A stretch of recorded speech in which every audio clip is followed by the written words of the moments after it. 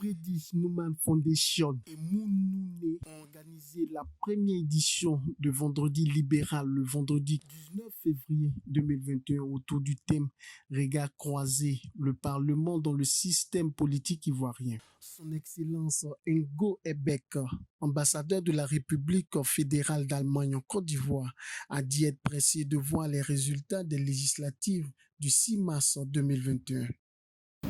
Encore une fois, comme observateur, je suis très curieux des élections législatives du 6 mars, comment les résultats vont refléter vraiment l'harmonie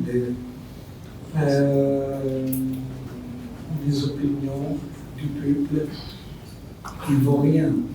Mais aussi, c'est toujours au Parlement après de trouver son rôle.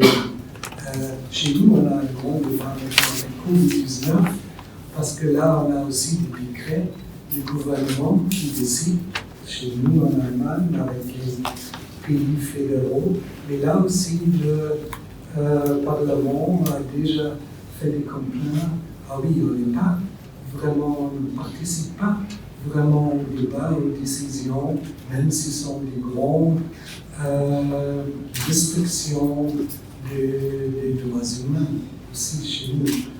Alors, j'espère qu'on va avoir vraiment une discussion fructueuse. C'est un thème très intéressant et j'espère que, oui, dans le futur, le Parlement va jouer aussi ici un rôle pour toute la société reflète les opinions, les discussions de toutes les régions, de toutes les ethnies, joue un rôle dans ce sens.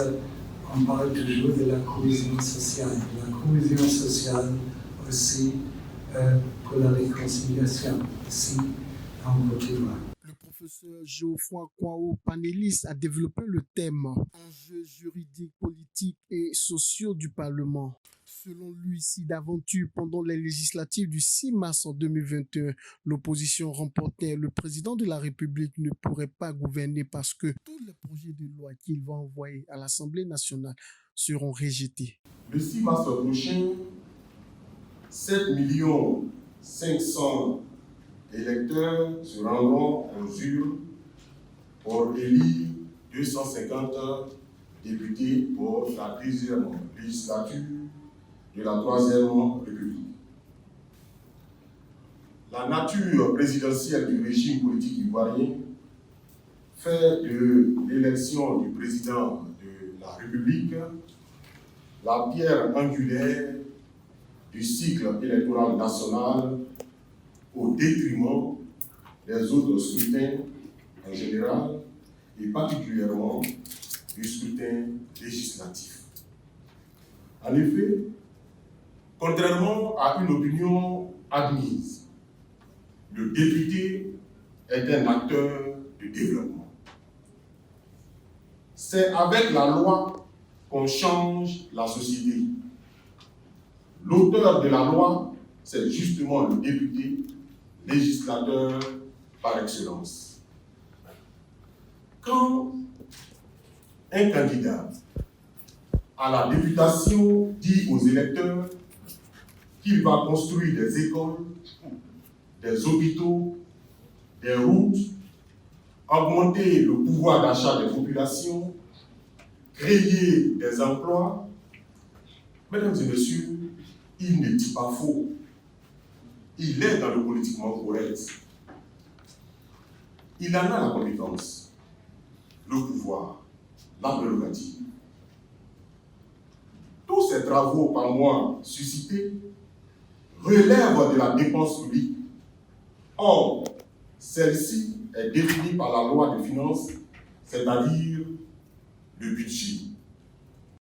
Madame Gisèle Dutel, directrice de Think Tanks Audace Institute Afrique, a communiqué sur le thème « Le régime parlementaire, catalyseur du développement pour l'Afrique ». Selon elle, de 1952 à 2010, il y a eu 78 coups d'État en Afrique.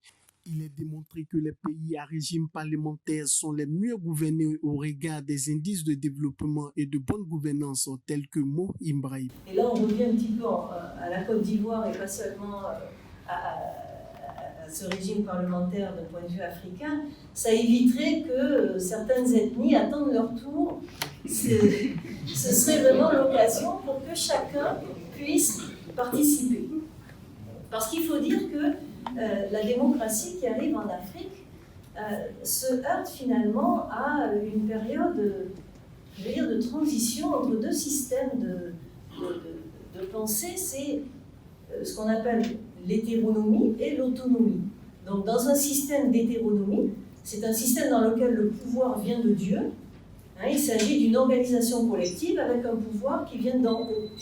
Le lien entre les personnes est déterminé par cette source divine supérieure, et ici le groupe est supérieur à l'individu, et la source de toute légitimité qu'on pourrait, c'est-à-dire l'usage, la coutume, toute cette légitimité vient d'avant, de ce qui est passé, des ancêtres, et de ce qui a été fait avant. C'est la tradition, le passé, l'autorité des ancêtres qui définissent ce que l'on a à faire aujourd'hui.